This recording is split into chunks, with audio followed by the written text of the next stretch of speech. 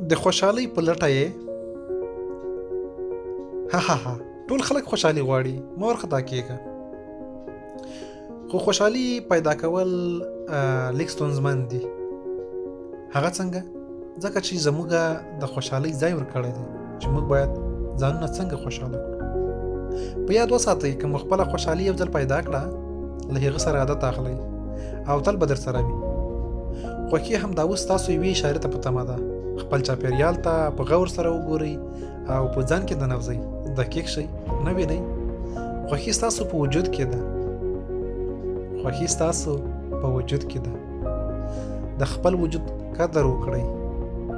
خپلې وړې خوشحالۍ په غټو خوشحالیو بدلې کړئ. خپلو پریشانیانو ته د دې اجازه مه ورکوئ چې ستاسو له شونډو نه مسکا او ستاسو له زړونو نه خوشحالي او سکون واخلي. خوشحاله ژوند ستاسو په تمه دی. تاسو د خوشحاله ژوند تمه ولرئ، هر څه به سم شي.